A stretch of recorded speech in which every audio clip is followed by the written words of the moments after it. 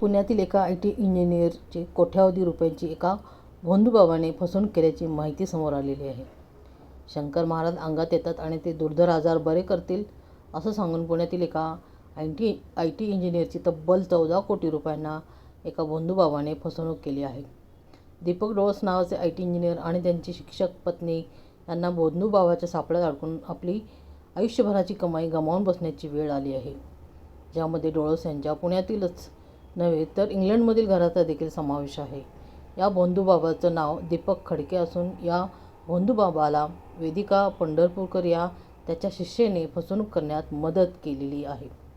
वेदिकाच्या अंगात शंकर महाराज येतात आणि ते सांगतील तसं झालंच पाहिजे असा दावा करून दीपक डोळस यांना त्यांच्या कोट्यावधी मालमत्ता विकण्यास भाग पाडण्यात आलं.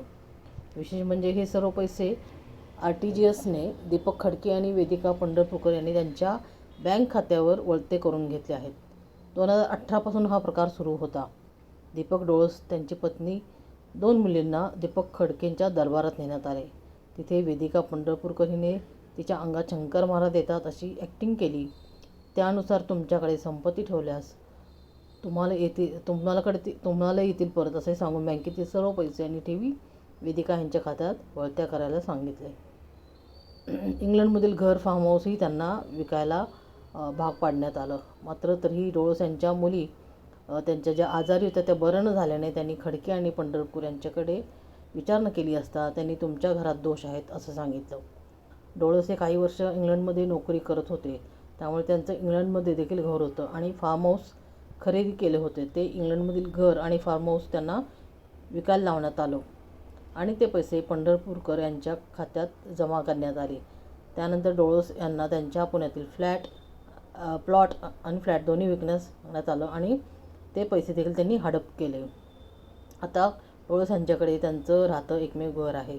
आपल्या 2 लहान मुली या आजाराने तर ग्रस्त आहेत आणि त्या बऱ्या होतील या अपेक्षेने डोळस सर्व करत गेले. मात्र मुली बऱ्या होत नाहीत असं लक्षात आल्यावर त्यांनी पुन्हा खडके आणि वेदिका यांच्याकडे विचारणा केली असता त्यांनी त्यांच्या राहत्या घरात दोष असल्याचे सांगितले.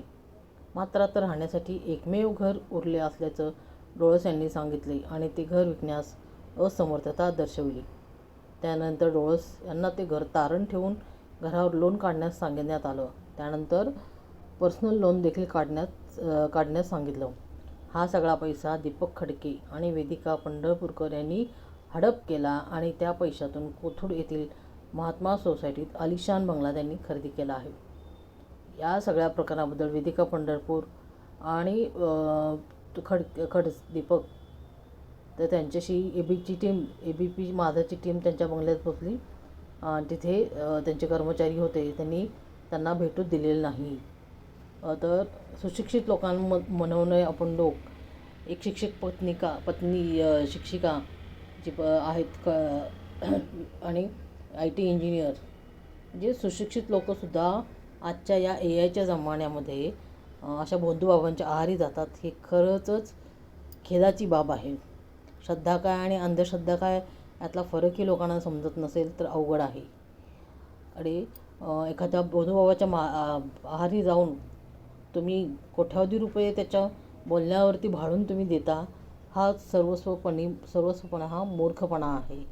त्याऐवजी परदेशात जाऊन तुम्ही तुमच्या मुलींचं जे काही आजार आहे त्याचे तुम्ही उपचार घेतला असता तर नक्कीच इतके पैसे आणि घर प्रॉपर्टी तुम्हाला विकणं भाग पडलं नसतं.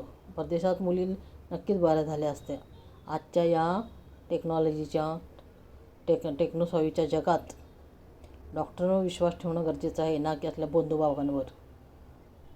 सुशिक्षित लोकांना आता कोणत्या भाषेत सांगावं की अंधश्रद्धा ती पण कोणत्या लेवलपर्यंत पाळायची, किती डोळस राहायचं हे तुम्हीच ठरवा.